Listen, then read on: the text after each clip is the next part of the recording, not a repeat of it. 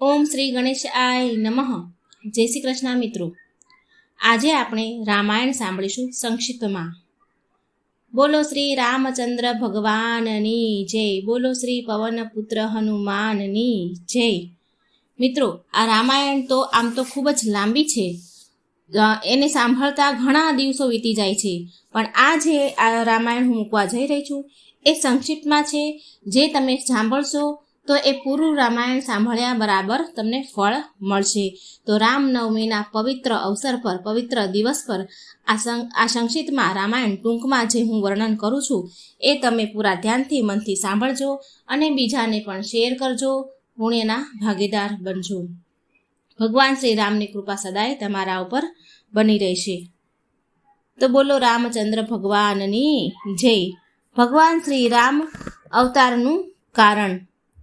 વાત ઘણી પ્રાચીન છે. સમુદ્રમાં લંકા નામનો એક ટાપુ હતો અને એ ટાપુ પર રાક્ષસોના રાજા રાવણ પોતાના રાક્ષસો સાથે રહેતો હતો. રાવણને 10 મુખ અને 20 હાથ હતા. રાવણ તથા બીજા રાક્ષસો પણ ઘણા બળવાન હતા અને જેવું મનમાં ઈચ્છે તેવું જ રૂપ ધારણ કરી શકતા હતા. રાક્ષસો પણ અન્યાયી અને પાપી હતા.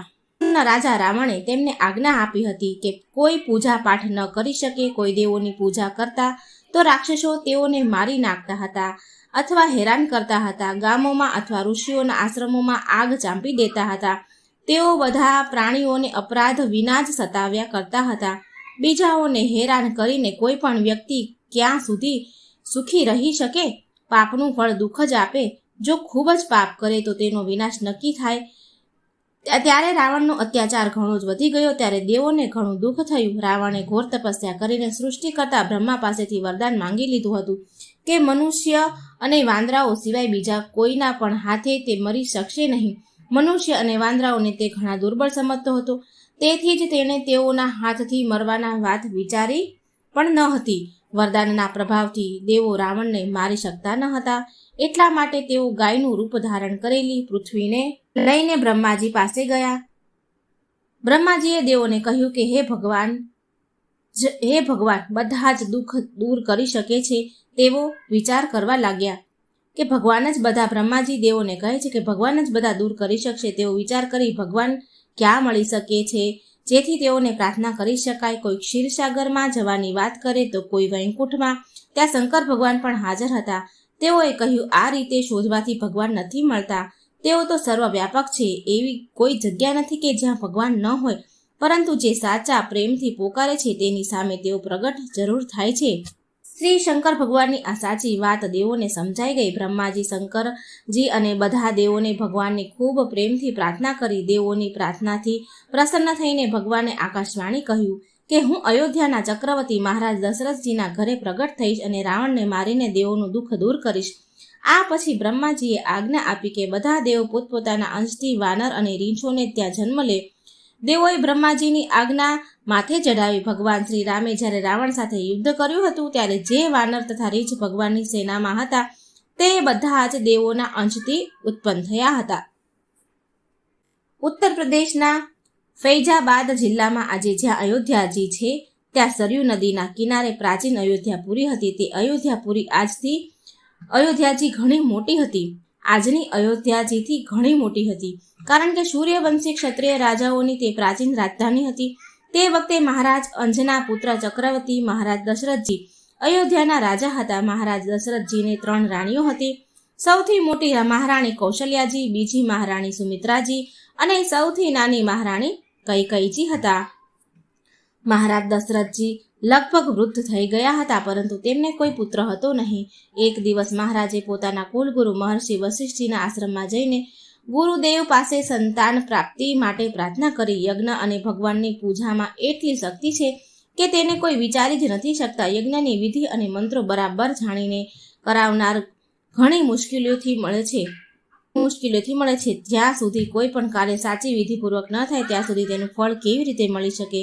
મહર્ષિ વશિષ્ઠજીએ શૃંગી ઋષિને બોલાવ્યા. શૃંગી ઋષિએ આવીને મહારાજ દશરથજીના પાસે પુત્ર પ્રાપ્તિ માટે યજ્ઞ કરાવ્યો.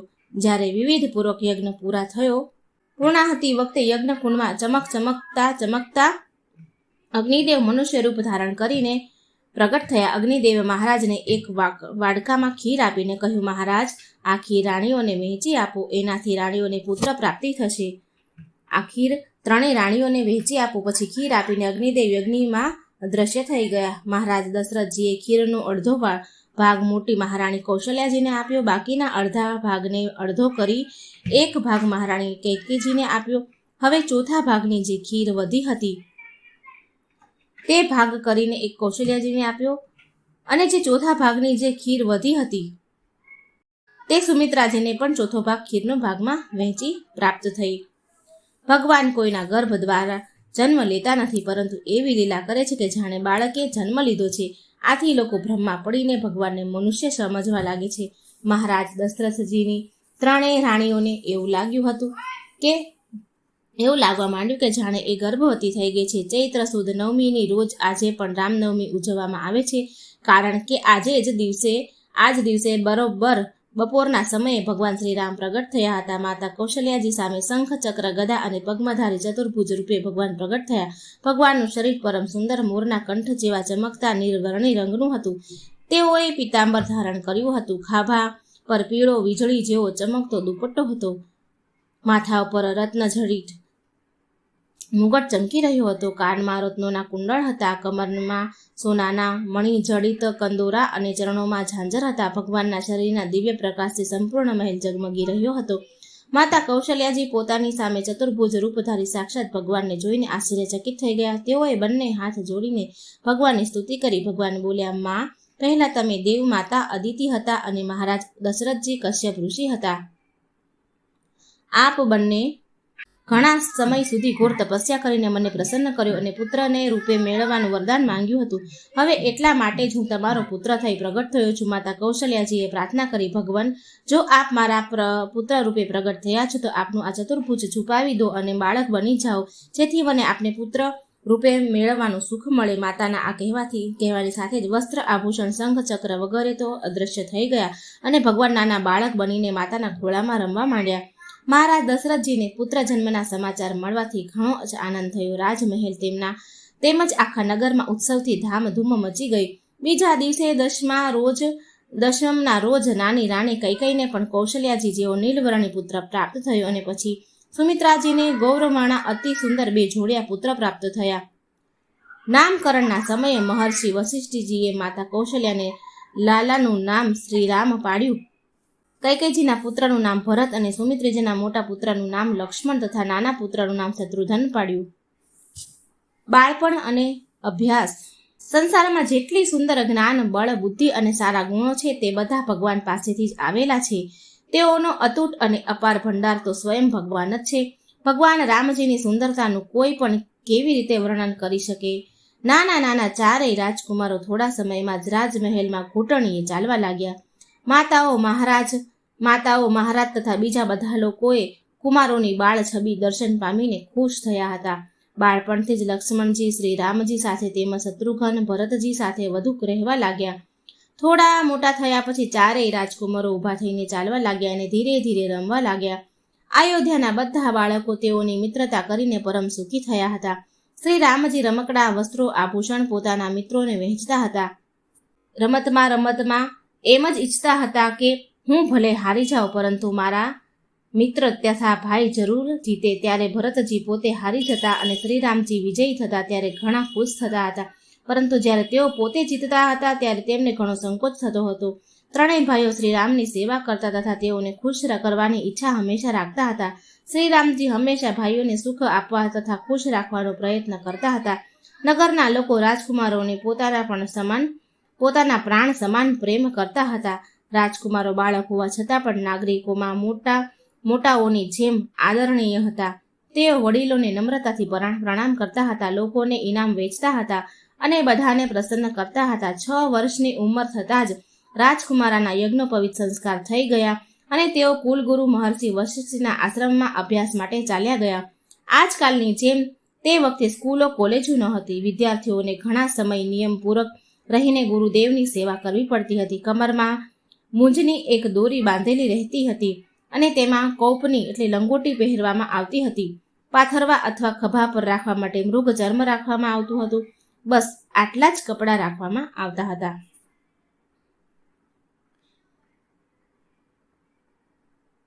જ્યાં સુધી અભ્યાસ પૂરો ન થઈ જાય ત્યાં સુધી ન તો બાલ કાપવામાં આવતા, ના તો નખ કાપવામાં આવતા અને ના તો શરીર પર યા માથામાં તેલ નાખવામાં આવતું હતું. વિદ્યાર્થી જમીન પર જ સૂતા હતા. હાથમાં પાલશનો દંડો રાખવામાં આવતો હતો. પ્રાતઃકાલે સૂર્યોદય પહેલા 1 કલાક વહેલા ઉઠીને શૌચ, સ્નાન તથા હવન કરતા હતા. બપોરે તથા સાયંકાલે પણ સંધ્યા અને હવન કરવા પડતા હતા. ગુરુદેવનો આશ્રમ નગરથી વનમાં જ રહેતા હતા. આશ્રમમાં ઝાડુ લગાવવું, લીંપવું, જળ, દર્ભ, ફૂલ તથા હવન માટે લાકડા લાવવા આ બધા કામ વિદ્યાર્થીઓ જ કરતા હતા.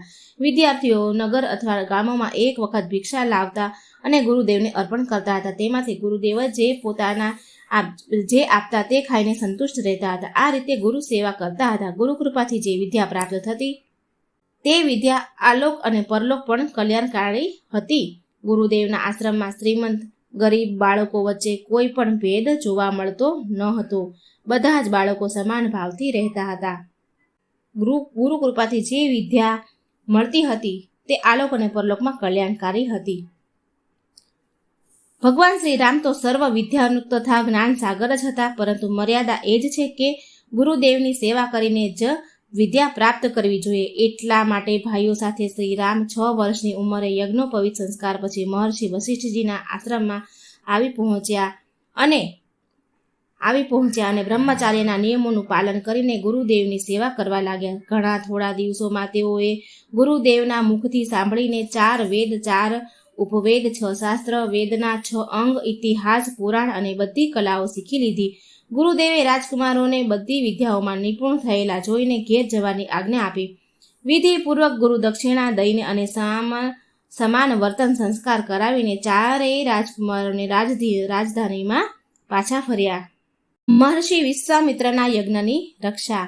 મહર્ષિ વિશ્વામિત્રે વનમાં આશ્રમ બનાવીને રહેતા હતા. ત્યાં બીજા અનેક ઋષિ મુનિઓ રહેતા હતા. જ્યારે મહર્ષિ વિશ્વામિત્રજીના આશ્રમમાં ઋષિઓ યજ્ઞ કરતા હતા ત્યારે મારીચ તથા સુબાહુ નામના રાક્ષસો પોતાની રાક્ષસી સેના સાથે યજ્ઞના ધુમાડો દેખતા જ દોડી આવતા હતા અને યજ્ઞમાં હાડકાં, બાલ, મળ, મૂત્ર, લોહી વગેરે અપવિત્ર વસ્તુઓની વર્ષા કરીને આશ્રમ તથા યજ્ઞ સ્થાનને અપવિત્ર કરી દેતા હતા. મારીચ તથા સુબાહુ સગા ભાઈ હતા. તેઓ તાડકા રાક્ષસીના પુત્ર હતા. તેમની માતા પણ મુનિઓને ઘણું દુઃખ દેતી હતી. મારીચ તથા સાબુહ રાવણના મુખ્ય સેવક હતા અને તેની આજ્ઞાથી રાક્ષસી સેના સાથે મહર્ષિ વિશ્વામિત્રના આશ્રમથી થોડે દૂર રહેતા હતા. ઋષિઓને તપસ્યાના તેજથી ડરીને એ રાક્ષસો આશ્રમમાં તો ઘૂસતા ન હતા, પરંતુ યજ્ઞના સમયે આકાશમાંથી ગંદી વસ્તુઓ નાખીને યજ્ઞનો નાશ કરતા હતા. મહર્ષિ વિશ્વામિત્ર ઈચ્છે તો શ્રાપ દઈને રાક્ષસોને ભસ્મ કરી શકતા હતા, પરંતુ ક્રોધ કરવાથી તપસ્યાનો નાશ થઈ જાય છે. એટલા માટે તેઓએ શ્રાપ આપ્યો નહીં. તે સર્વ ઋષિએ જાણી લીધું કે ભગવાને રાક્ષસનો નાશ કરવા માટે આ અયોધ્યામાં અવતાર ધારણ કર્યો છે. ત્યારે ઋષિએ વિચાર્યું કે અયોધ્યા જવાથી ભગવાનના દર્શન પણ થશે અને તેઓ દયામય મારી સાથે આવીને દુષ્ટ રાક્ષસોનો વધ પણ કરશે. તેટલા માટે તેઓ અયોધ્યા તરફ ચાલી નીકળ્યા. અયોધ્યા પહોંચ્યા પછી મહારાજ દશરથજીએ મહર્ષિ વિશ્વામિત્રના ચરણોમાં પ્રણામ કર્યા અને તેમને ઊંચા સિંહાસન પર બેસાડીને પૂજા કરી સ્વાગત સત્કાર થઈ ગયા. પછી ઋષિઓએ કહ્યું, મહારાજ, મને રાક્ષસો ખૂબ જ હેરાન કરે છે. એ દુષ્ટોનો નાશ કરવા માટે હું રામ લક્ષ્મણને પોતાની સાથે લઈ જવા આવ્યો છું. આપ આપના બંને કુમારોને મારી સાથે મોકલી આપો. મહારાજ દશરથ ઘણી ચિંતામાં પડી ગયા. પ્રાણથી પણ અધિક પ્યારા પોતાના પુત્રને રાક્ષસો સાથે યુદ્ધ કરવા માટે તેઓ મોકલવા ઈચ્છતા તો ન જ હતા. તેઓએ ઋષિને ખૂબ પ્રાર્થના કરી અને તેને સેના સાથે સ્વયં આવવાનું પણ કહ્યું, પરંતુ વિશ્વામિત્રજી તો શ્રી રામ લક્ષ્મણને જ લેવા આવ્યા હતા. મહર્ષિ વશિષ્ઠજીએ મહારાજાને સમજાવ્યું કે આ વિશ્વામિત્રજી મોટા પ્રતાપી તથા તપસ્વી છે. તેઓની સાથે જવાથી રાજકુમારોનું કોઈ પણ બગડી શકશે નહીં તો તે ક્રોધ દઈને શ્રાપ દઈને ઘણું મોટું નુકસાન કરી શકે છે. એટલા માટે તેઓની વાત માની જ લેવી યોગ્ય છે.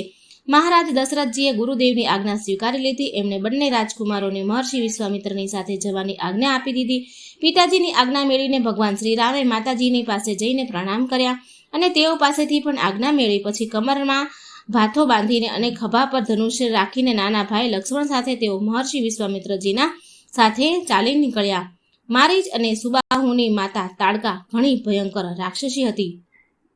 તે કોલસા જેવી કાળી અને પર્વત જેવી વિશાળ કાયાવાળી હતી. તેના નિવાસ સ્થાનેથી કોઈ પણ આવતું જતું દેખાતું તો તે મારીને ખાઈ જતી હતી. જ્યારે મહર્ષિ વિશ્વામિત્રજી તથા શ્રી રામ લક્ષ્મણ તાડકાવનમાં પહોંચ્યા ત્યારે તેઓને જોતા જ તે ભયંકર રાક્ષસી જોરથી બરાડા પાડતી દોડી આવી, પરંતુ શ્રીરામે તુરંત ધનુષ્ય પર દોરી ચડાવીને એક બાણ ચડાવીને માર્યું અને તેનાથી તત્કાલ રાક્ષસીનું મસ્તક ફોડી નાખ્યું.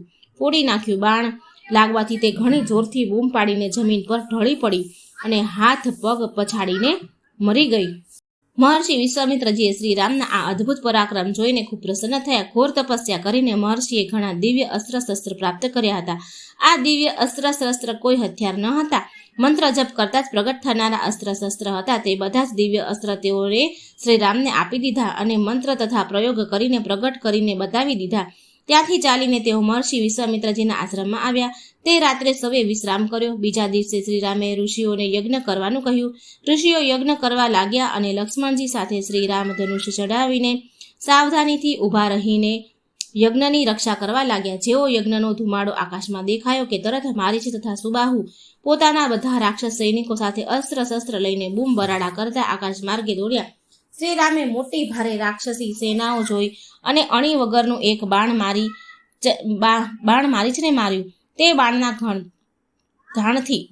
બાણના ઘાથી મારીચ 100 યોજન 400 ગાંવ દૂર દરિયા કિનારે જઈ પડ્યો. પછી શ્રીરામે બીજું બાણ ચડાવી અગ્નિમંત્ર ભણીને છોડ્યું. તે અગ્નિશાસ્ત્રથી લપેટાઈથી સુબાહુ રક્ષણભરમાં બળીને ભસ્મ થઈ ગયો.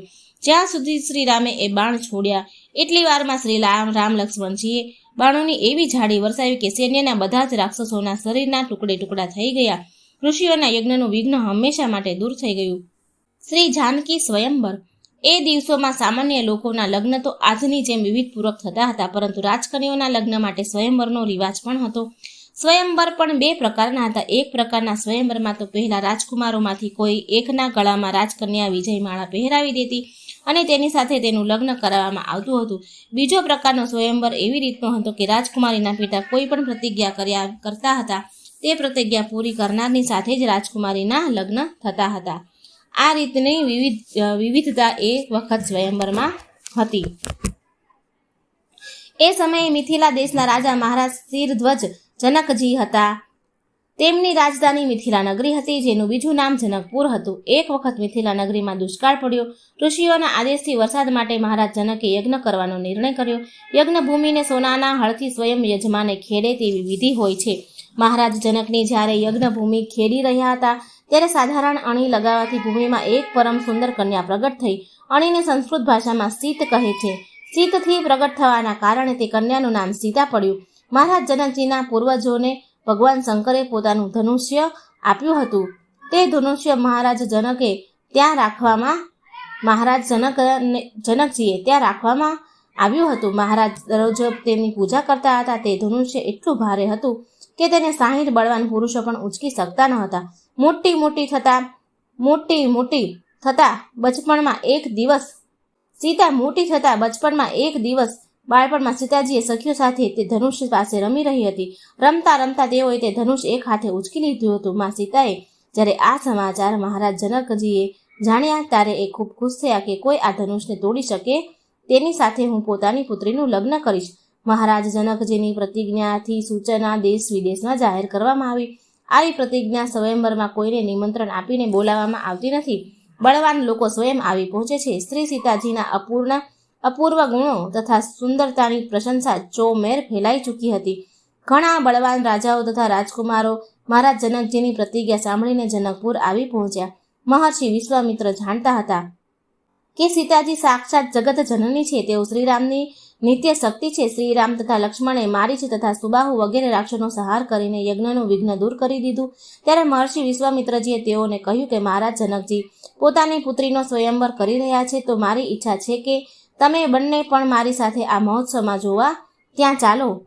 મહર્ષિની આજ્ઞા સ્વીકારીને બંને ભાઈ તેની સાથે મિથિલા જવા નીકળ્યા. બીજા કેટલાક ઋષિ મુનિઓ પણ સાથે ચાલી નીકળ્યા.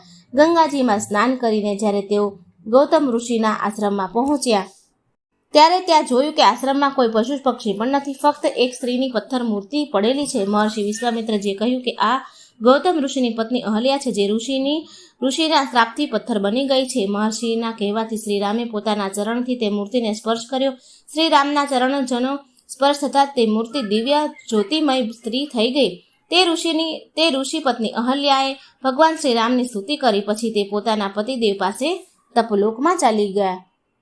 મિથિલા પહોંચીને મહર્ષિ વિશ્વામિત્રએ એક આંબાના બગીચામાં બધાની સાથે ઉતારો કર્યો. મહર્ષિના આવવાના સમાચાર સાંભળીને મહારાજ જનકજી મંત્રીઓ તથા કુલ પુરોહિતની સાથે સ્વાગત કરવા આવ્યા અને ઘણા આગ્રહપૂર્વક મહર્ષિ તથા શ્રી રામ લક્ષ્મણજીની સાથે ઋષિ સમુદાયને નગરમાં લઈ જઈને એક ઉત્તમ ભવનમાં ઉતર્યા. જ્યારે શ્રી રામ લક્ષ્મણ નગર જોવા નીકળ્યા ત્યારે તેઓ અલૌકિક સૌંદર્ય તથા અદ્ભુત પરાક્રમની ચર્ચા સાંભળીને નગરવાસીઓ તેઓના દર્શન કરવા દોડી આવ્યા. તેઓના દર્શન કરીને બધા નગરવાસીઓ ભગવાનને મનોમન પ્રાર્થના કરવા લાગ્યા કે શ્રી રામની સાથે જે જનકનંદની સીતાજીના લગ્ન થાય. શ્રી રામ લક્ષ્મણ રાજકુમાર હોવા છતાં પણ મહર્ષિ વિશ્વામિત્રજીની ઘણી સાવધાની તેમજ પ્રેમથી સેવા કરતા હતા. તેઓ સવારે સૂર્યોદયથી રોજ પ્રભાતે વહેલા ઉઠી મહર્ષિના જાગ્યા પહેલા જાગી જતા હતા અને મહર્ષિની પૂજા વિધિ માટે ફૂલ જળ વગેરે લાવી રાખતા હતા. દિવસ દરમિયાન જે કાંઈ સેવાનું કાર્ય જરૂરી હોય તે બધું જ કરી છૂટતા હતા. અડધી રાત્રિ સુધી ઋષિઓની પરસ્પર કથા, સત્સંગ તથા ભગવાનના ગુણગાન કરતા હતા. ત્યાર પછી જ્યારે મહર્ષિ સૂઈ જતા ત્યારે બંને ભાઈ ચરણ ચાપતા અને જ્યારે વારંવાર સ્નેહપૂર્વક મહર્ષિ તેઓને સૂવા માટે હઠ કરતા ત્યારે જ તે સૂઈ જતા. આ રીતે કુલ 3-3.5 કલાક સૂઈને બંને ભાઈ ગુરુ સેવામાં જ વ્યસ્ત રહેતા હતા. અડધી રાત્રિ સુધી ઋષિઓની પરસ્પરથી સત્સંગ, ભગવાનના ગુણગાન કરતા હતા. જનકપુરમાં જ્યારે બંને ભાઈઓ મહર્ષિની પૂજા માટે ફૂલ લેવા માટે મહારાજના જનકજીના બગીચામાં ગયા હતા ત્યારે તે જ સમયે શ્રી સીતાજી પણ પોતાના માતાજીની આજ્ઞાથી સખીઓ સાથે ભગવતી પાર્વતીજીનું પૂજન કરવા ત્યાં આવી હતી. બગીચામાં જ શ્રી રામ તથા સીતાજીને એકબીજા સાથે જોયા હતા. સ્વયંવરના દિવસે આવેલા રાજાઓ સારા ઉત્તમ આસનો પર બેઠા હતા. તે સમા ભવન સારી રીતે સજાવવામાં આવ્યું હતું. વચ્ચે ભગવાન શંકરજીનું ભારે ધનુષ રાખવામાં આવ્યું હતું. નગરવાસીઓ પણ ત્યાં જોવા માટે ભેગા થયા હતા. સ્ત્રી પુરુષો બધાને માટે અલગ અલગ બેસવાની ઉત્તમ વ્યવસ્થા કરવામાં આવી હતી. મહર્ષિ વિશ્વામિત્રજી પણ મુનિઓ તથા રામ લક્ષ્મણ સાથે એક ઊંચા સિંહાસન પર આવીને બેસી ગયા. બધાના બેસી ગયા પછી સભામાં મહારાજ જનકજીની પ્રતિજ્ઞા સાંભળવામાં આવી. પ્રતિજ્ઞા સાંભળીને રાજાઓ ધનુષ ઉચકવા માટે કાર્યમાં લાગી ગયા હતા, પરંતુ ઉચકવાનું તો દૂર રહ્યું. કોઈનાથી એ ધનુષ બાણ હલી પણ ન શક્યું. ઉચકવાની તો વાત જ ક્યાં રહી. જ્યારે બધા રાજાઓ હારીને બેસી ગયા ત્યારે મહારાજ જનકજીને ઘણું દુઃખ થયું. તેઓને રાજાઓને ફટકારતા કહ્યું, હું જાણી ગયો કે હવે પૃથ્વી પર કોઈ વીર નથી. હું મારી પ્રતિજ્ઞા તોડી શકતો નથી. મારી પુત્રીનું લગ્ન થવાનું લખ્યું નહીં હોય, તેથી હું શું કરી શકું? હવે પછી કોઈ પોતાને વીર કહેવાનું સાહસ ન કરે. મહારાજ જનકજીની આવી વાત સાંભળીને લક્ષ્મણજીથી સહન થઈ શકે નહીં. તેઓને લાગ્યું કે આ તો શ્રી રામજીનું અપમાન છે. શ્રી રામજીનું અપમાન સહન કરી શકતા નથી. તેઓ ઊભા થઈને બોલી ઉઠ્યા, મહારાજ જનકજીએ શ્રી રામજીને હાજરીમાં ઘણી અયોગ્યતા વાત કરી છે. જો આપ મારા મોટા ભાઈને આજ્ઞા આપો તો આ ધનુષ તો શું, હું સુમેરુ પર્વતને પણ ઉખાડીને મૂળાની જેમ તોડીને ફેંકી દઈ શકું છું. શ્રી લક્ષ્મણજીની વાતોથી મહારાજ જનકજી પ્રસન્ન થયા. શ્રી રામ લક્ષ્મણજીને બેસી જવાનો ઇશારો કર્યો અને તેઓ ચૂપચાપ બેસી ગયા. ત્યારબાદ મહર્ષિ વિશ્વામિત્રજીએ શ્રી રામને ધનુષ તોડવા માટે આદેશ આપ્યો. શ્રી રામે ઋષિઓને ઘણા પ્રણામ કર્યા અને તેઓએ ધનુષ્યને એક જ હાથે ઉચકીને તેના પર દોરી ચડાવી જોતામાં ખેંચીને તોડી નાખ્યું. મોટા અવાજથી સાથે ધનુષ્ય તૂટી ગયું. ધનુષ તૂટી ગયા પછી કુલ ગુરુની આજ્ઞાથી સીતાજી સખીઓ સાથે શ્રી રામજી પાસે આવ્યા અને તેમણે જ શ્રી રામજીના ગળામાં જ જયમાળા પહેરાવી દીધી. વાગવા લાગ્યા અને બધા જ જય જયકાર કરવા લાગ્યા. શ્રી રામ વિવાહ. શ્રી શંકરજીના ધનુષ્ય તૂટવાથી વાત સાંભળીને પરમ તેજસ્વી પરશુરામજી ક્રોધાતુર બનીને જનકપુર આવ્યા. પરશુરામજી તો મોટા પરાક્રમી અને ઘણા ક્રોધી સ્વભાવના હતા. તેઓએ પૃથ્વીના ક્ષત્રિયોને 21 વખત શોધીને માર્યા હતા. તેઓને આવતા જોઈને બધા જ રાજાઓ ભયભીત બનીને ધ્રુજવા લાગ્યા. બધાને તેમને પ્રણામ કર્યા. પરશુરામજીએ ધનુષ્યના ટુકડા જોઈને મહારાજ જનકજીને ધમકાવીને પૂછ્યું, ધનુષ્ય કોણે તોડ્યું? પરશુરામજીના ડરના માર્યા મહારાજ જનકજી પણ બોલી ન શક્યા. ત્યારે ભગવાન શ્રીરામે નમ્રતાપૂર્વક તેઓને કહ્યું કે હે મુનિવર, ધનુષ્ય તો આપના એક સેવકના હાથે તૂટ્યું છે. આપની શું આજ્ઞા છે? પરશુરામજી પોતાના આરાધ્ય દેવ ભગવાન શંકરજીનું ધનુષ તૂટી જવાથી ઘણા ક્ષોભમાં હતા. તેઓ ક્રોધમાં આવીને ધમકાવા લાગ્યા. ક્રોધમાં માણસને વિચાર નથી આવતો કે શું બોલવું કે શું ન બોલવું જોઈએ, પરંતુ લક્ષ્મણજીની વાત સહન કરી શક્યા નહીં કે તેઓની હાજરીમાં કોઈ પણ શ્રી રામજીની સામે કડક વાતો કરી શકે. તેઓ પરશુરામજીને કટાક્ષ કરતા સમજાવવા લાગ્યા કે તેઓએ ક્રોધ કરવો જોઈએ નહીં, પરંતુ પરશુરામજીનો ક્રોધ વધવા જ માંડ્યો. તેઓ વારંવાર શ્રીરામ સાથે યુદ્ધ કરવાનું કહેતા હતા, પરંતુ શ્રીરામ નમ્રતાપૂર્વક જ તેઓને ઉત્તર આપતા હતા. છેવટે પરશુરામજી પોતાની ભૂલ સમજાઈ ગઈ. તેઓ સમજી ગયા કે શ્રીરામ તો સાક્ષાત ભગવાનનો જ અવતાર છે. પરશુરામજીને ભગવાન વિષ્ણુએ પોતાનું ધનુષ્ય આપ્યું હતું. તે ધનુષ્ય તેઓએ શ્રીરામને આપી દીધું અને બંને ભાઈઓ પાસે ક્ષમા માંગીને તેઓ તપસ્યા કરવા મહેન્દ્ર પર્વત પર ચાલ્યા ગયા. પરશુરામજીના ગયા પછી મહર્ષિ વિશ્વામિત્રજીની આજ્ઞાથી મહારાજ જનકજીએ મહારાજા દશરથજીને બોલાવવા અયોધ્યા દૂત મોકલ્યા. સમાચાર જાણીને મહારાજ દશરથજી કુલગુરુ મહર્ષિ વશિષ્ઠ તથા ભરત શત્રુઘ્નની સાથે મોટી જાન જોડીને જનકપુર આવ્યા. મોટા ધૂમધામથી વિવિધપૂર્વક શ્રી સીતાજીના શ્રી રામ સાથે લગ્ન થયા. મહારાજ જનકજીએ પોતાની નાની પુત્રી ઉર્મિલાનું લક્ષ્મણજી સાથે તથા પોતાના ભાઈની કન્યા માંડવીનું ભરતજી સાથે અને શ્રુતિ કીર્તિનું શત્રુઘ્ન સાથે લગ્ન કરી દીધું. ચારેય રાજકુમારોના લગ્ન કરીને મહારાજ દશરથજી તેઓના પુત્રવધુઓ સાથે અયોધ્યા પાછા ફર્યા. મહર્ષિ વિશ્વામિત્રજી પણ સાથે જ અયોધ્યા પધાર્યા અને થોડા દિવસ રહીને દશરથજીનો આદર સત્કાર સ્વીકાર કર્યો. ત્યાં પછી જ પોતાના આશ્રમ પાછા ફર્યા. વનવાસ. એક દિવસ મહારાજ દશરથજીએ શ્રીરામને યુવરાજ પદ આપવાનો વિચાર કર્યો. તેઓએ ગુરુદેવ મહર્ષિ વશિષ્ઠજીને પોતાના મનની વાત કરી. મહર્ષિ વશિષ્ઠજીએ કહ્યું, કાલે જ ઉત્તમ મુહૂર્ત છે.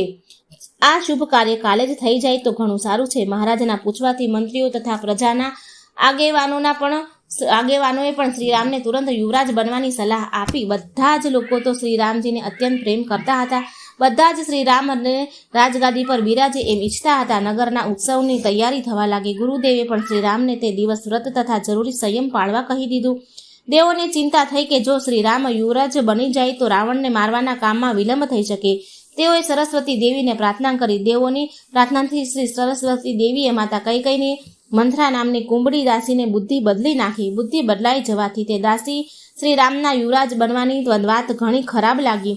તે રાજમહેલમાં મહારાણી કૈકેયીની પાસે પહોંચી ગઈ અને રોતા રોતા તેણે શ્રીરામને યુવરાજ પદ આપવાની તૈયારીના સમાચાર સંભળાવ્યા. માતા કૈકેયી શ્રીરામને ખૂબ જ સ્નેહ કરતી હતી.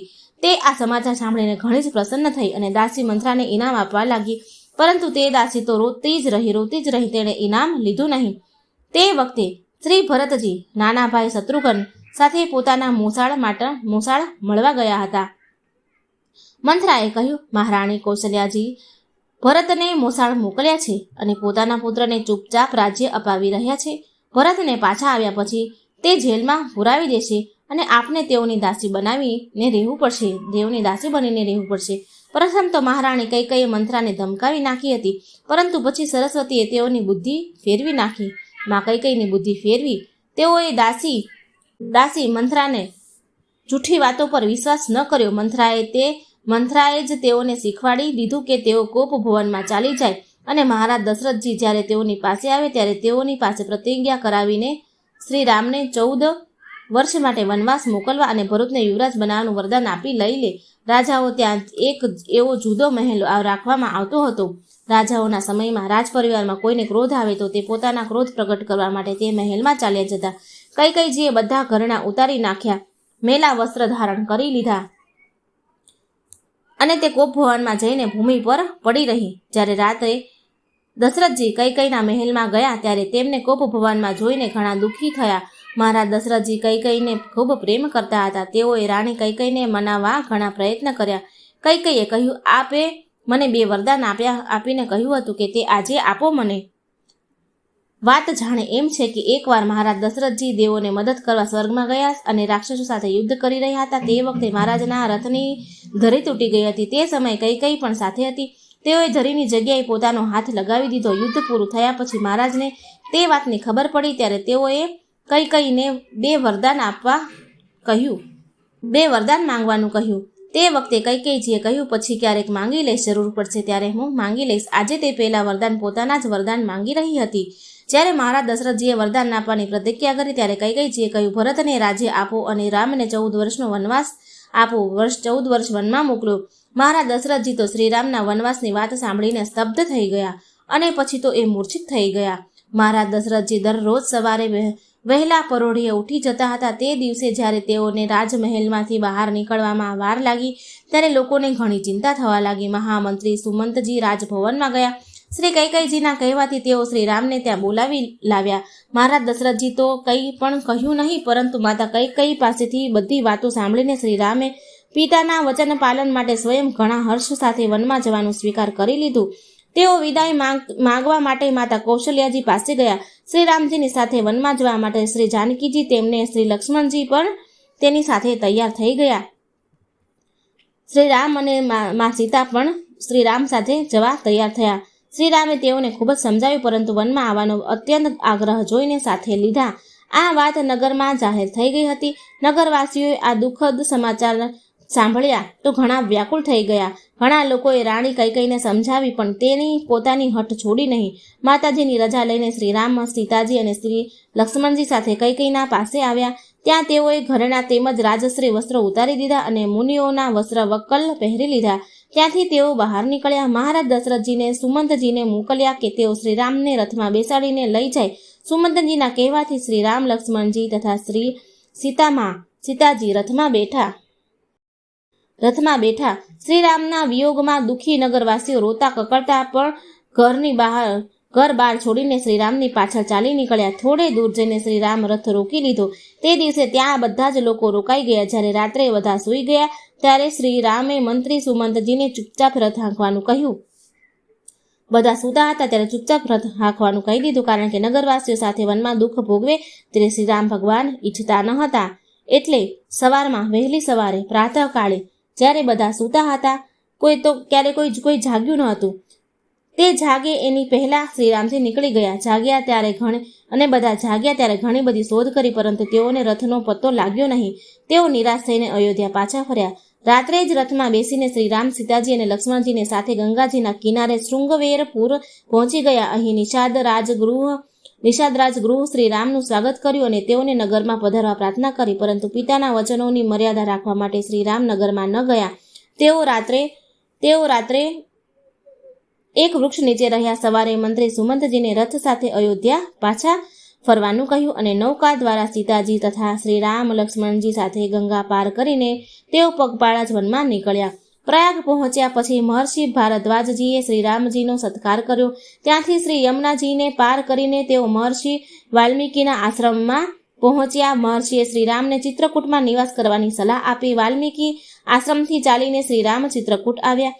ત્યાં પયરીવની નદીના કિનારે કામદગીરી પાસે તેઓના માટે વનવાસી કોલ ભીલ લોકોએ પૂર્ણ કુટીરો બનાવી દીધી. મહર્ષિ અત્રિનો આશ્રમ પણ થોડો જ દૂર હતો. બીજા ઋષિમુનિઓ પણ ત્યાં રહેતા હતા. શ્રી રામ ચિત્રકૂટમાં રહેવા લાગ્યા. ઋષિમુનિ તથા વનવાસી લોકો તેઓ સાથે અત્યંત પ્રેમ કરતા હતા અને બધા તેઓની સુવિધાનું પૂરું ધ્યાન રાખતા હતા. શ્રી રામ મુનિઓનું બધી રીતે સન્માન કરતા હતા. વનવાસીઓ ઉપર તેઓનું પુત્ર જેવો સ્નેહ હતો. શ્રી રામ ભરત મિલન. મહામંત્રી સુમંતજી કોઈ રીતે અયોધ્યા પાછા ફર્યા. જ્યારે મહારાજ દશરથજી આ સમાચાર મળ્યા કે શ્રીરામ, લક્ષ્મણ સાથે સીતાજી ત્રણેયમાંથી કોઈ પણ પાછા આવ્યા નથી, ત્યારે એટલું બધું દુઃખ થયું કે તેઓના પ્રાણ પંખેરું શરીરમાંથી ઉડી ગયા. મહર્ષિ વશિષ્ઠજીએ મહારાજ દશરથજીના શરીરને તેલમાં ડુબાડીને રાખી દીધું અને ભરતજીને બોલાવવામાં તેમના મોસાળ કૈકેયી દેશ દૂત મોકલી દીધા. ગુરુદેવ બોલાવ્યા છે એવો સંદેશ દૂતો પાસેથી સાંભળીને ભરતજી, શત્રુઘ્નજી સહિત તુરંત મોસાળમાંથી ચાલી નીકળ્યા અને અયોધ્યા આવી પહોંચ્યા. દૂતોએ બીજા કોઈ સમાચાર કહ્યા ન હતા, પરંતુ નગરીની સુમાસુમ દશા જોઈને તેઓની આશંકા થઈ. ફક્ત મહારાણી કૈકેયીએ જ તેઓનું સ્વાગત કર્યું. ઘણા ઉત્સવથી કૈકેયીએ પોતાની બધી કરતૂત ભરતજીને અત્યંત કહી સંભળાવી. પિતાજીના પરલોકવાસના સમાચાર સાંભળીને ભરતજી અત્યંત વ્યાકુળ થઈ ગયા. જ્યારે શ્રી રામના વનવાસની વાત સાંભળી ભરતે ત્યારે તો તેમના દુઃખની સીમા જ ન રહી. તેઓએ પોતાની માતાને ઘણી ધિક્કારી. શત્રુઘ્ને એ મંથરાને એક લાત મારી અને તેને ચોટલો પકડીને ઘસડવા લાગ્યો. તેઓ તેને ખૂબ મારત, પરંતુ ભરતજીએ દયા કરીને તેમને એવું કરતા રોકી દીધા. ત્યાંથી ભરતજી શત્રુઘ્ન સાથે માતા કૌશલ્યા પાસે આવ્યા. તેઓએ કૈકેયી સાથે બોલવાનું જ બંધ કરી દીધું અને પૂરા 14 વર્ષ જ્યાં સુધી શ્રી રામ અયોધ્યા પાછા ન ફર્યા ત્યાં સુધી તેઓએ કૈકેયી સાથે બોલ્યા જ નહીં. શ્રી ભરત સોગંદપૂર્વક માતા કૌશલ્યાની સામે જોર શોરથી રોતા રોતા કહેવા લાગ્યા, શ્રી રામ, વનવાસમાં મારો કોઈ અપરાધ નથી. માતા કૌશલ્યાજી ભરતને પણ શ્રી રામ જેટલો જ સ્નેહ કરતા હતા. તેઓને ભરત પર જરા પણ શંકા ન હતી. તેઓએ ભરતને આશ્વાસન આપ્યું. મહર્ષિ વશિષ્ઠની આજ્ઞાથી ભરતજીએ પિતાના શરીરને અગ્નિ સંસ્કાર કર્યો અને મૃત્યુ પછી થનારા બધા જ કર્મ વિધિ પૂર્વક કરાવ્યા. મહારાજ દશરથજીના અન્ય જ્યેષ્ઠ સંસ્કાર થઈ ગયા પછી એક દિવસ બધા લોકો એકઠા મળીને ગુરુદેવજી, વશિષ્ઠના મહામંત્રી સુમંતજી, માતા કૌશલ્યાજી તથા રાજસભાના બધા જ સભ્યોએ ભરતજીને કહ્યું, મહારાજ દશરથજીને આપને રાજ્ય આપ્યું છે. જ્યાં સુધી શ્રી રામ વનવાસમાંથી પાછા ન ફરે ત્યાં સુધી તો તમારે પ્રજાનું પાલન અવશ્ય કરવું જ જોઈએ. શ્રી રામ ભરતજીએ ખૂબ નમ્રતા સાથે સૌને પ્રાર્થના કરી આ રાજ્ય લેવાનો સ્વીકાર કર્યો. તેઓએ શ્રી રામની પાસે વનમાં જવાની તથા તેઓને મનાવીને લાવવાની ઈચ્છા પ્રગટ કરી. આ વાતથી બધાને ઘણી ખુશ થયા, પ્રસન્ન થયા.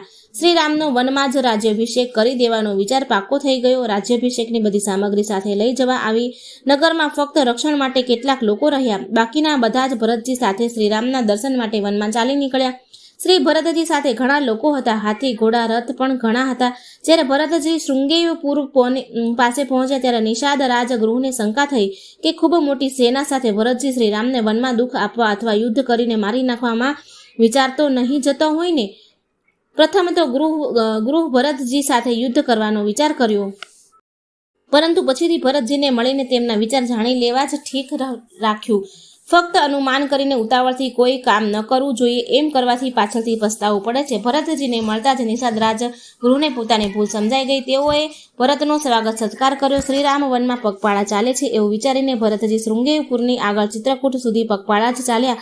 એમના કોમળ ચરણોમાં ફોલ્લા પડી ગયા, પરંતુ તેઓએ બધા જ લોકોને કહેવા છતાં પણ રથ અથવા ઘોડા પર બેસવાનું સ્વીકાર્યું નહીં. પ્રયાગ પહોંચ્યા મહર્ષિ ભરદ્વાજે પણ ભરતજીનો ખૂબ જ આદર સત્કાર કર્યો. આ રીતે ભરતજી ચિત્રકૂટ પહોંચ્યા. મહારાજ દશરથજીના સ્વર્ગવાસના સમાચાર જનકપુર પણ પહોંચી ગયા હતા. મહારાજ જનકજીને દૂત મોકલીને અયોધ્યાના સમાચાર મંગાવ્યા અને ભરતજીના ચિત્રકૂટ જવાની વાત સાંભળીને તેઓ પણ પોતાના પરિવાર, મંત્રી તથા સેવકો સાથે ચિત્રકૂટ આવ્યા. ચિત્રકૂટમાં અયોધ્યા અને મિથિલાના બધા જ લોકો પડાવ નાખીને ઘણા દિવસો સુધી રોકાયા. શ્રી રામે બધાને યથાયોગ્ય સન્માન સત્કાર કર્યા. મહર્ષિ વશિષ્ઠ, મહારાજ જનકજી તથા બધા જ લોકો ઈચ્છતા હતા કે શ્રીરામ અયોધ્યા પાછા ફરે, પરંતુ ધર્માત્મા લોકો કોઈને પણ સત્ય તથા ધર્મના નિયમ છોડવાની હઠ કરતા નથી.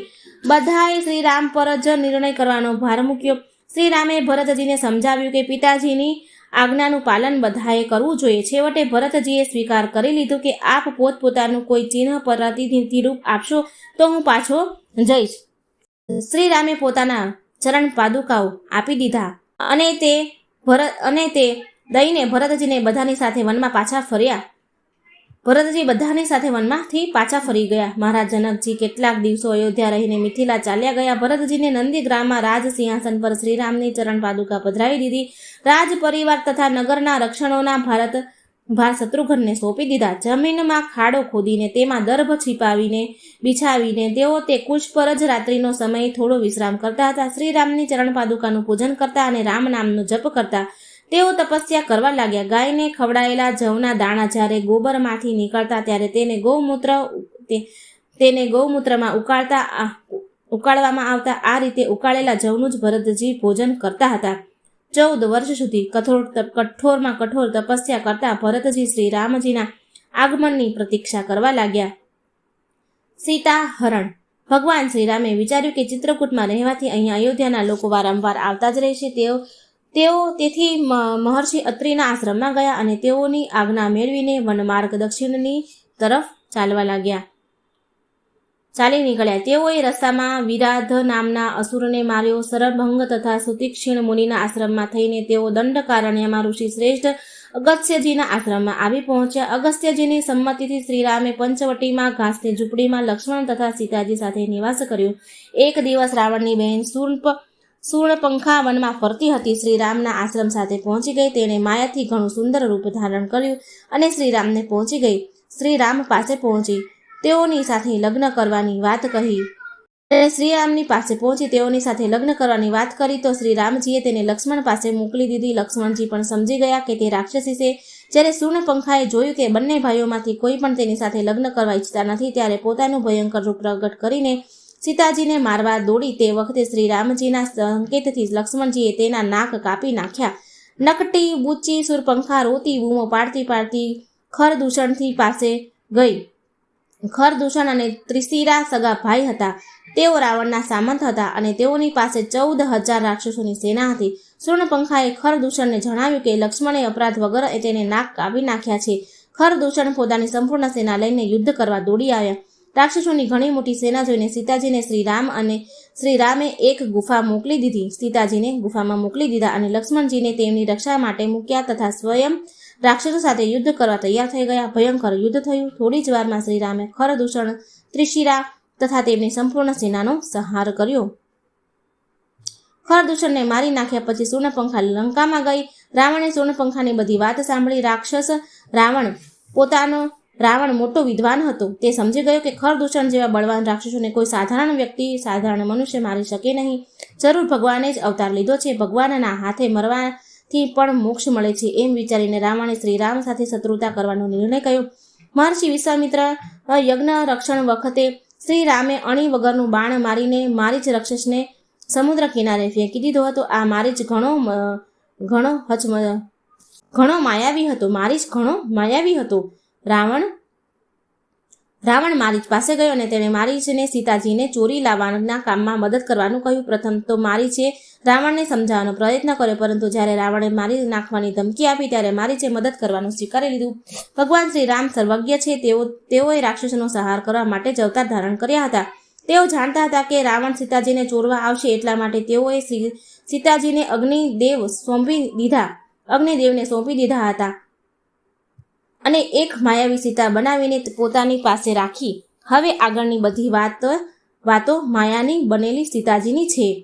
મારીચ સોનાનું હરણ બનીને શ્રી રામજીની ઝૂંપડી પાસે અહીં તહીં ફરવા લાગ્યો. એટલું સુંદર હરણ જોઈને સીતાજીને શ્રી રામજીને કહ્યું કે આપ તેને મારીચને તેનું ચામડું મને લાવી આપો. શ્રી રામ ધનુષ્ય ચડાવ્યું અને મૃગ બનેલા મારીચની પાછળ દોડ્યા.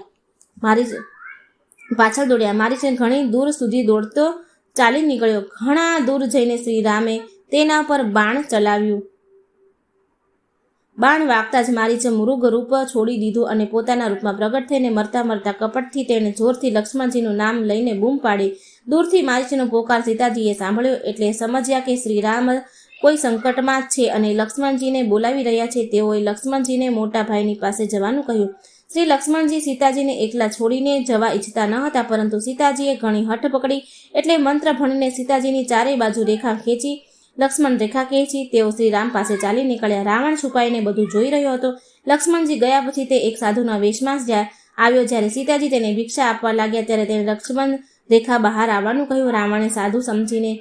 રાવણને સાધુ સમજીને સીતાજી ભિક્ષા આપવા જેવા રેખાને ઓળંગી બહાર આવ્યા કે તુરંત પોતાનું રૂપ પ્રગટ કર્યું. રાવણે અને સીતાજીને પકડીને આકાશ માર્ગે ઉડનારા રથમાં બેસી ગયું. શ્રી સીતાજી રોતી વિલાપ કરતી હા રામ હે રામ હે રામ એમ પુકારતી જતી હતી. તેમનું રુદન સાંભળીને ગીધરાજ જટાયુએ રાવણને પડકાર કર્યો. જટાયુ મહારાજ દશરથજીના મિત્ર હતા અને તે જ વનની ગુફામાં રહેતા હતા. જટાયુએ રાવણ સાથે યુદ્ધ કર્યું, પરંતુ છેવટે રાવણે તલવારથી તેની પાંખ કાપી નાખી. તેઓ પડી ગયા. રાવણ સીતાજીને લઈને આકાશ માર્ગે લંકા તરફ ઉપડ્યો. શ્રી સીતાજી પોતાના ઘરેના રસ્તામાં ફેંકતી જતી હતી, જેથી કરીને શ્રી રામ તેમને કઈ ખબર મેળવી શકે.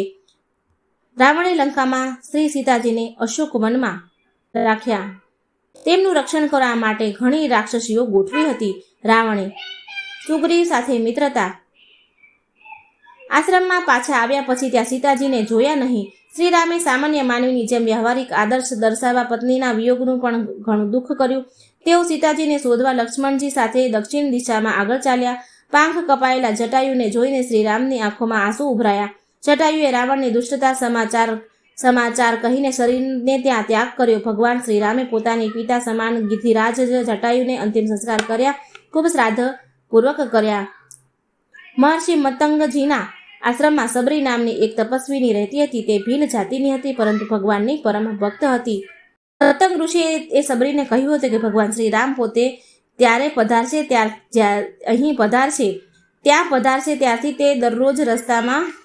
મહર્ષિ મતંગજીના આશ્રમમાં સબરી નામની એક તપસ્વીની રહેતી હતી. તે ભીલ જાતિની હતી, પરંતુ ભગવાનની પરમ ભક્ત હતી. મતંગ ઋષિએ તેને કહ્યું હતું કે ભગવાન શ્રી રામ પોતે તારે ત્યાં પધારશે ત્યારથી તે દરરોજ રસ્તામાં ઝાડુ લગાવતી અને વનમાં મીઠા મીઠા ફળ લાવીને ભગવાન માટે રાખતી હતી. આ રીતે ઘણા દિવસોથી તે ભગવાનની રાહ જોઈ રહી હતી. ત્યાં બીજા ઘણા ઋષિ મુનિઓ આશ્રમમાં હતા. શ્રી રામ તો ફક્ત ભક્તિને આદર આપનાર છે. જ્યારે સીતાજીને શોધતા તેઓ ત્યાં પહોંચ્યા ત્યારે ઋષિ મુનિઓ ત્યાં જતા સીતા સબરીની કુટીર પર જ પધાર્યા. સીધા સબરીને એ ખૂબ જ પ્રેમથી શ્રી રામ લક્ષ્મણનું સ્વાગત કર્યું. શ્રીરામે પણ તેમના સબરીના આપેલા ફળ ખૂબ પ્રેમપૂર્વક આરોગ્યા અને તેનું ભક્તિનું વરદાન આપ્યું. કિષ્કિંધાપુરીમાં વાલી વાનરોનો રાજા હતો. સુગ્રીવ તેના નાના ભાઈ હતા. પ્રથમ તો બંને ભાઈઓમાં ઘણો પ્રેમ હતો. એકવાર એક રાક્ષસે વાલીને યુદ્ધ કરવા માટે પડકાર્યો. જ્યારે વાલી તેના સાથે લડવા દોડ્યો ત્યારે તે ભાગીને એક ગુફામાં છુપાઈ ગયો. વાલીએ સુગ્રીવને 15 દિવસ બેસીને રાહ જોવાનું કહ્યું અને પોતાની ગુફા રાક્ષસને મારવા ગુફામાં ઘૂસી ગયો. સુગ્રીવ ત્યાં 1 મહિના સુધી બેસી રહ્યા. ત્યાર પછી સુગ્રીવે જોયું કે ગુફામાંથી લોહીની ધારા નીકળી રહી છે. તેઓ સમજ્યા કે રાક્ષસે તેમના ભાઈને મારી નાખ્યા છે. ભયના માર્યા ગુફાના દ્વાર પર મોટી પથ્થરની શિલા મૂકીને તેઓ નગરમાં ભાગી ગયા. નગરના મંત્રીઓએ વાલીને મરી ગયેલા સમજીને તેમને રાજા બનાવી દીધા. ગુફામાંથી નીકળેલું લોહી રાક્ષસનું હતું. વાલી રાક્ષસને મારીને નગરમાં આવ્યો. સુગ્રીવને રાજા બનેલો જોઈને સમજ્યો કે રાજ્યના લોભથી મને ગુફામાં પૂરીને મારવા માટે ગુફામાં પથ્થરશિલા મૂકી આવ્યો છે. સાચી વાતની ખબર મેળવ્યા વગર ક્રોધ કરીને સુગ્રીવને મારવા માંડ્યો. તેણે તેની બધી સંપત્તિ અને સ્ત્રી પડાવી લીધી. પણ બચાવવા માટે સુગ્રીવ અહીં તહીં ભાગતા ફર્યા. પરંતુ વાલીએ તેમનો પીછો ત્યારે જ છોડ્યો જ્યારે તેઓ ઋષ્યમુખ પર્વત પર પહોંચી ગયા. પહેલા આ પર્વત પર એક ઋષિ રહેતા હતા. વાલીએ ઋષિના આશ્રમ પાસે એક રાક્ષસને માર્યો હતો. રાક્ષસના લોહીના છાંટા શરીર પર પડ્યા. તેથી ઋષિએ શ્રાપ આપ્યો કે વાલી આ પર્વત પર આવશે તો મરી જશે. એટલા માટે બાલિકે પર્વત પર જતો નહીં. સુગ્રીવના વિશ્વાસપાત્ર મંત્રી શ્રી હનુમાનજી તથા બીજા કેટલાક લોકો પણ સુગ્રીવની સાથે ત્યાં રહેતા હતા. સબરીજીના આશ્રમમાંથી આગળ ચાલીને ભગવાન શ્રી રામ લક્ષ્મણ પંપા સરોવર પાસે જઈને જ્યારે ઋષ્ણક પર્વત નજીક પહોંચ્યા ત્યારે દૂરથી તેઓને જોઈને સુગ્રીવને શંકા થઈ કે ક્યાંક વાલીએ મને મારવા તો એમને નહીં મોકલ્યો હોય ને. સુગ્રીવે હનુમાનજીને ખબર કાઢવા માટે મોકલ્યા. ત્યાં હનુમાનજીને શ્રી રામનો પરિચય થયો. હનુમાનજી શ્રી રામ લક્ષ્મણને પર્વત પર લઈ ગયા અને શ્રી રામે અગ્નિની સાક્ષીએ સુગ્રીવ સાથે મિત્રતા કરી. જ્યારે સીતાજીને રાવણ આકાશ માર્ગે લઈ જઈ રહ્યો હતો ત્યારે સીતાજીએ પર્વત પર સુગ્રીવ વગેરે જોઈને એક વસ્ત્ર નાખ્યું હતું. તે વસ્ત્ર સુગ્રીવે શ્રીરામને આપ્યું અને સીતાજીને શોધ કરવાનું વચન આપ્યું. વાલીને નાના ભાઈની સ્ત્રી પડાવી લઈને પાપ કર્યું હતું. ભગવાન ભક્તોનું રક્ષણ કરે છે અને પાપોને દંડ આપે છે. શ્રીરામે સુગ્રીવને વાલી સાથે યુદ્ધ કરવા મોકલ્યો. વાલી ઘણો બળવાન હતો. સુગ્રીવ તેને જીતી શકે તેમ નહોતો, પરંતુ શ્રી રામે એક બાણ મારીને વાલીનું હૃદય વિંધી નાખ્યું. વાલીના મરણ પછી સુગ્રીવ કિષ્કિંધાના રાજા થયા. વાલીના પુત્ર અંગદને શ્રી રામે કૃપા કરીને યુવરાજનું પદ આપ્યું.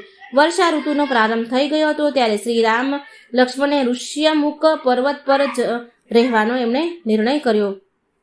લંકા દહન. વર્ષા ઋતુ પૂરી થઈ ગયા પછી પણ જ્યારે સુગ્રીવ સીતાજીની શોધમાં પ્રયત્ન કર્યો નહીં ત્યારે શ્રીરામે લક્ષ્મણજીને કિષ્કિંધા મોકલ્યા કે જેથી તેઓ સુગ્રીવને ધમકાવીને પોતાના લીધેલા પ્રતિજ્ઞાને યાદ અપાવે. હનુમાનજીએ સુગ્રીવને સ્મરણ કરાવ્યું હતું કે હવે સીતાજીની શોધનો પ્રયત્ન કરવો જોઈએ. સુગ્રીવના આદેશથી હનુમાનજીએ દૂરના પર્વત પર બેસીને વનોમાં રહેનારા વાંદરાઓને એકઠા કર્યા. બધા કિષ્કિંધા આવ્યા અને સુગ્રીવ તથા લક્ષ્મણજી સાથે શ્રીરામ પાસે આવ્યા. ભગવાન રામ. શ્રી રામના આદેશથી સુગ્રીવે વાંદરાઓને ચાર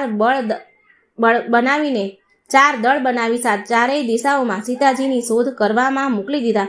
દક્ષિણ દિશામાં શ્રી અંગદજીની, જાંબવંત અને હનુમાનજી વગેરે ગયા.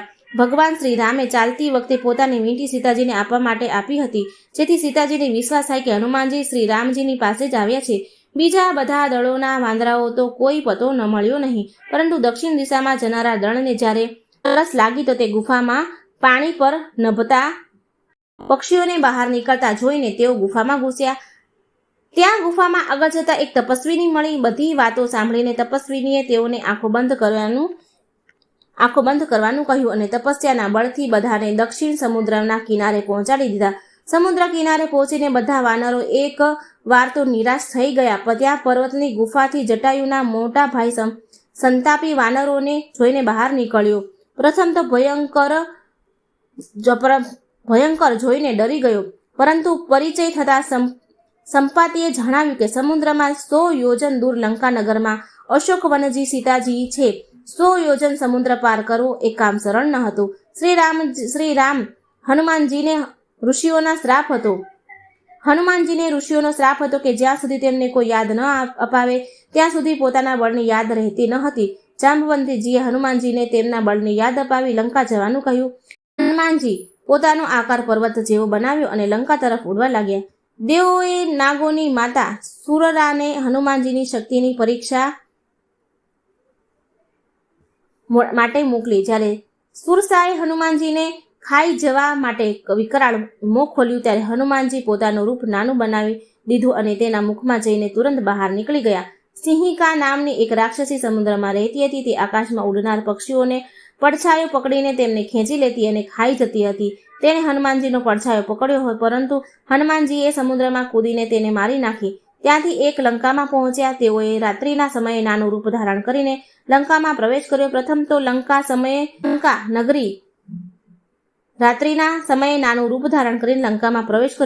લંકા નગરીનું રક્ષણ કરનાર રાક્ષસીઓ તેઓને રોક્યા, પરંતુ જ્યારે તેઓએ એક મુક્કો મારીને વ્યાકુળ બનાવી દીધા પણ રસ્તો છોડી દીધો. શ્રી હનુમાનજીએ લંકામાં બંધાધર જોયા, પરંતુ તેઓએ સીતાજીને ક્યાંય પણ જોયા નહીં. છેવટે પરોઢીએ વિભીષણજીને રામ નામનો જપ કરતા જોઈને તેઓ તેમની પાસે ગયા. વિભીષણજી પાસે શ્રી સીતાજીનો પત્તો મળતા હનુમાનજી અશોક વનમાં આવ્યા અને જે વૃક્ષ નીચે સીતાજી બેઠા હતા તેના ઉપર છુપાઈને ચડી ગયા. જ્યારે પહેરો ભરવાવાળી રાક્ષસીઓ દૂર ચાલી ગઈ ત્યારે હનુમાનજી શ્રી રામજીની વીંટી સીતાજી સમક્ષ નાખી. વીંટી જોઈને સીતાજીને ઘણું આશ્ચર્ય થયું. પછી હનુમાનજી નીચે ઉતર્યા. તેઓએ સીતાજીને શ્રી રામના પૂરા સમાચાર આપ્યા અને ધીરજ ધારણ કરાવી. હનુમાનજીએ સીતાજીને આજ્ઞા મેળવીને અશોક વનમાં ફળો ખાવાનો તથા વૃક્ષો તોડવાનો પ્રારંભ કરી દીધો. તેઓ રાવણને મળીને જ જવાનું ઈચ્છતા હતા. વનમાં રક્ષક રાક્ષસો દોડી આવ્યા. તેઓ હનુમાનજીની સેના રહિત રાવણ પુત્ર અક્ષય કુમારને પણ મારી નાખ્યો. છેવટે રાવણનો મોટો પુત્ર મેઘનાદે બ્રહ્માસ્ત્ર દ્વારા હનુમાનજીને મૂર્છિત કરીને બાંધ્યા અને રાવણની રાજસભા લઈ ગયા. શ્રી હનુમાનજીએ રાવણને ઘણો સમજાવ્યો કે સીતાજીને પરત સોંપી દે. શ્રી રામજીની ક્ષમા માંગવામાં જ તેનું કલ્યાણ છે, પરંતુ રાવણ એવી શિખામણ ક્યાં માનવા વાળો હતો. પ્રથમ તો તેણે હનુમાનજીને મારી નાખવાની આજ્ઞા આપી, પરંતુ વિભીષણજીએ સમજાવ્યું કે દૂતને મારવો જોઈએ નહીં. રાવણની આજ્ઞાથી રાક્ષસોએ હનુમાનજીની પૂંછડીએ કપડાં લપેટી ઘીમાં ડબોળી તેમાં આંખ ચાંપી દીધી. હનુમાનજીએ પોતાનું રૂપ વિરાટ બનાવી દીધું. પોતાની બળતી પૂંછડી વડે કૂદ કરીને રાક્ષસોના ઘરને બાળવા લાગ્યા. વિભીષણના ઘર સિવાય એમણે આખી લંકા ફૂંકી મારી. લંકા સળગાવીને સમુદ્રમાં પૂંછડી ઓલવી નાખી. પછી હનુમાનજી સીતાજી પાસે આવ્યા. સીતાજીને તેમને રામજીને આપવા માટે પોતાના માથામાં પહેરવાના ચૂડામણી આપી. ત્યાંથી કૂદીને હનુમાનજી સમુદ્ર પર આવ્યા અને અંગદ, જાંબવંત વગેરેની સાથે ભગવાન શ્રી રામ પાસે પહોંચીને સીતાજીને આપેલી ચૂડામણી આપીને બધા સમાચાર સાંભળ્યા. રાવણ વધ. શ્રી સીતાજીના સમાચાર સાંભળીને શ્રી રામે કપિરાજ, સુગ્રીવજી તથા પૂરી વાનર સેના સાથે લંકા પર ચઢાઈ કરવા માટે યાત્રા આરંભી. શ્રી રામની સેના અસંખ્ય મોટા બળવાનો વાનરો તેમજ રીછ હતા. હનુમાનજી અંગદ, જાંબવંત, નીલ, નલ, દ્વિવિદ, મયંગ, ગવાઈ, ગવાક્ષ વગેરે મુખ્ય વીર સેનાઓ નાયકો પણ એટલા બધા હતા કે તેઓની ગણતરી થઈ શકે તેમ હતી નહીં. આ મોટી સેના સાથે શ્રી રામ લક્ષ્મણ સમુદ્ર કિનારે પહોંચી ગયા. ત્યાં લંકામાં વિભીષણે રાવણને સમજાવ્યું કે સીતાજીને શ્રી રામને સોંપી દેવા જોઈએ એવું સમજાવ્યું. રામ રાજ્ય. શ્રી ભરત અયોધ્યામાં એક દિવસ ગણી રહ્યા હતા. તેઓએ દૂર દૂર સુધી સમાચાર આપવા માટે દૂતો નિયુક્ત કર્યા હતા. જ્યારે ફક્ત એક જ દિવસ શ્રી રામના આવવાનો બાકી રહ્યો હતો, શ્રી રામના વનવાસમાં 14 વર્ષ પૂરા થવામાં રહી ગયો હતો એક દિવસ, ત્યારે ભરતજીને ઘણી વ્યાકુળતા થઈ ગઈ. પરંતુ શ્રી રામે હનુમાનજીને અગાઉ મોકલી દીધા હતા. હનુમાનજીએ ભરતજીને શ્રી રામના આગમન સમાચાર આપ્યા. સંપૂર્ણ અયોધ્યામાં જાણે આનંદનો સમુદ્ર લહેરાવા લાગ્યો. ચિત્રકૂટમાં પ્રાપ્ત થયેલી શ્રી રામના તે પાદુકાઓ માથા પર લઈને ભરતજી પોતાના મોટા ભાઈનું સ્વાગત કરવા બ્રાહ્મણો, મંત્રીઓ તથા નગરવાસીઓ સાથે આગળ ચાલ્યા. ભગવાન શ્રી રામની ઈચ્છા અનુસાર પુષ્પક વિમાન નીચે ઉતર્યું. આટલા લાંબા સમય પછી અયોધ્યાના લોકો શ્રી રામ સીતાજીના લક્ષ્મણ સાથે જોઈને આનંદમાં ડૂબી ગયા. શુભ મુહૂર્તમાં શ્રી રામ રાજ સિંહાસન પર બિરાજમાન થયા. ભગવાન શ્રી રામના રાજ્યમાં પ્રજાની કોઈ પણ વ્યક્તિ કે ને કોઈ પણ દુઃખ થતું નહીં, કોઈ પણ પ્રકારનું પાપ કરતું ન હતું, કોઈ પણ પ્રજાને દુઃખ હતું જ નહીં. લડાઈ ઝઘડો તો થતો જ ન હતો. કોઈના મનમાં પણ કોઈ ખરાબ વિચાર આવતા ન હતા. બધા લોકો સંયમી, ત્યાગી, પરોપકારી, દયાળુ અને ધર્માત્મા હતા. બધાના ઘર ધન ધાન્યથી ભરપૂર હતા. કોઈને કોઈ રોગ થતો હતો કે ન ચિંતા ન હતી. રામ રાજ્ય એટલું ઉત્તમ હતું કે આપણે પણ બધા જ લોકો તેને યાદ કરીએ છીએ. કોઈને કોઈ રોગ નહીં, કોઈ ચિંતા નહીં. ભગવાન શ્રી રામે લગભગ 11,000 વર્ષ રાજ્ય કર્યું. અંતે તે સમય આવ્યો જ્યારે તેઓને પોતાના અવતાર રૂપને છુપાવીને પોતાના દિવ્ય ધામ સાકેત જવાનું હતું. સારા ખોટા માણસો બધા હોય છે. અયોધ્યા કોઈ ધોબીની સ્ત્રી કોઈ કામ માટે રાત્રે પોતાના સંબંધીના ઘરે જઈ રહી હતી. બીજા દિવસે ધોબી પોતાની સ્ત્રીને ક્રોધમાં ધમકાવી રહ્યો હતો કે શ્રી રામ જેવી રીતે રાવણના ત્યાં રહેલી સીતાને પોતાને ઘેર રાખી તેવી રીતે હું તને મારા ઘરમાં રાખીશ નહીં. તું મારા ઘરમાંથી નીકળી જા. ધોબીએ એની પત્નીને આવા વચન કીધા. આ વાત ગુપ્તચરોએ ભગવાનને કહી. શ્રી સીતાજી નિર્દોષ હતા, પરંતુ રાજાનો ધર્મ પ્રજાને ધર્મ પર સ્થિર રાખવાનો હતો. રાજા ધર્મ પ્રજાને સ્થિર રાખવાનું કામ કરતા હતા. ક્યાંક લોકો સદાચાર છોડવા ન માંડે એમ વિચારીને શ્રી રામ લક્ષ્મણજીને કહે છે કે તમે સીતાજીને વનમાં મૂકી આવો. ઈચ્છા ન હોવા છતાં પણ મોટા ભાઈની આજ્ઞાથી લક્ષ્મણજીએ સીતાજીને રથમાં બેસાડીને વનમાં મૂકી આવ્યા. તેનાથી જ સીતાજીને તો અપાર દુઃખ થયું જ, સાથોસાથ શ્રીરામને પણ ઘણું જ દુઃખ થયું. પરંતુ પ્રજા ધર્મના શંકા કરીને ધર્મ ભ્રષ્ટ ન થાય એટલા માટે જ તેઓએ આ મોટો ત્યાગ કરવો પડ્યો હતો. સીતાજીને મહર્ષિ વાલ્મીકીએ જોયા તો તેઓ તેમને પોતાના આશ્રમ લઈ ગયા. ત્યાં સીતાજી ઋષિની પુત્રીની જેમ રહેવા લાગ્યા. જ્યારે તેઓ વનમાં મૂકી આવ્યા ત્યારે તે ગર્ભવતી હતા. ત્યાં તેઓને કુશ લવ નામના 2 જોડિયા પુત્ર થયા. શ્રી રામ જ્યારે અશ્વમેઘ યજ્ઞ પ્રારંભ કર્યો ત્યારે લવકુશ અશ્વમેઘના ઘોડો પકડી લીધો.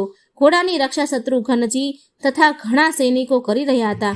યુદ્ધમાં લવકુશે શત્રુઘ્નજીને તથા સૈનિકોને હરાવી દીધા અને હનુમાનજીને ત્યાં સુગ્રીવને બાંધીને પોતાની માતા પાસે લાવ્યા. મહર્ષિ વાલ્મીકીએ લવકુશને સંપૂર્ણ રામાયણ ભણાવી હતી.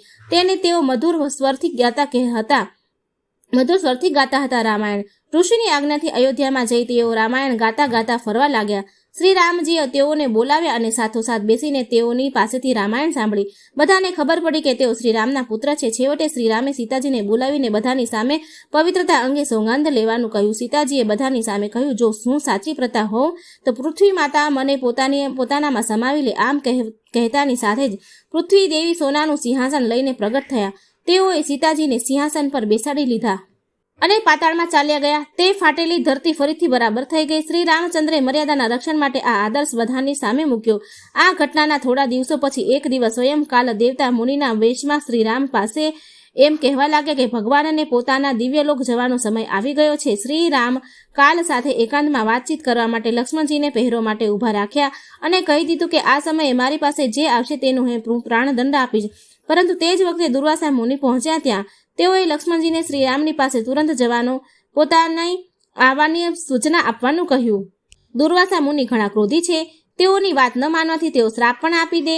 તેથી લક્ષ્મણજીએ જઈને ભગવાનને સૂચના આપી. ભગવાન શ્રી રામે આવીને દુર્વાસાજીનું સ્વાગત સત્કાર કર્યા. ભગવાન શ્રી રામે પોતાનું વચન જૂઠું થવા દેવા ઈચ્છતા ન હતા અને લક્ષ્મણજીને પ્રાણદંડ આપી શકતા ન હતા. પોતાના સ્વજન સંબંધીઓનો ત્યાગ કરી તેઓ પણ એક પ્રકારનો પ્રાણદંડ જ છે. મોટા ધર્મ સંકટમાં આવીને શ્રી રામે લક્ષ્મણજીને કહેવું પડ્યું કે મેં તારો ત્યાગ કર્યો છે. શ્રી લક્ષ્મણજી મોટા ભાઈથી ત્યજાયેલા જીવિત રહી શકે તેમ હતા નહીં. તેઓએ સરયુના કિનારે જઈને આસન જમાવ્યું અને યોગ દ્વારા તેઓ ભગવાનના ધામમાં ચાલ્યા ગયા. હવે શ્રી રામે ઘોષણા કરાવી દીધી કે તેઓ પોતાના દિવ્ય ધામમાં જઈ રહ્યા છે. જે કાંઈ પણ તે દિવસે સરયુમાં સ્નાન કરશે તે ભગવાન સાથે તેમના ધામમાં જશે. અયોધ્યાના બધા સ્ત્રી પુરુષો, પશુ પક્ષીઓ, કીડી મકોડાઓ સરયુમાં સ્નાન કર્યું. સ્નાન કરતાં જ બધાના શરીર દિવ્ય થઈ ગયા અને તેઓ ભગવાનના ધામમાં આવેલા વિમાનમાં બેસીને ભગવાન શ્રીરામની સાથે જ તેઓના દિવ્ય ધામમાં સાકેત પહોંચી ગયા. મિત્રો, આ હતી સંપૂર્ણ રામાયણ. આ સંક્ષિપ્તમાં રામાયણ મેં કહેલી છે, પૂરી રામાયણ કહેલી છે. આખી રામાયણ તો આપણે જો વિસ્તારપૂર્વક વાંચવા જઈએ તો ઘણા સમય લાગે, તો આ સંક્ષિપ્તની રામાયણ વાંચવાથી પણ પૂરું રામાયણ વાંચવાનું સાંભળવાનું ફળ મળે છે. તો મિત્રો, આવા રામાયણ તમે સાંભળજો, બીજાને પણ સંભળાવજો. વિડીયો સારો લાગે તો લાઈક કરજો, શેર કરજો અને મારી ચેનલને સબસ્ક્રાઈબ કરવાનું ભૂલશો નહીં. જય શ્રી રામ, જય સિયારામ, રામ લક્ષ્મણ જાનકી, જય બોલો હનુમાન કી. જય શ્રી કૃષ્ણ. રાધે રાધે.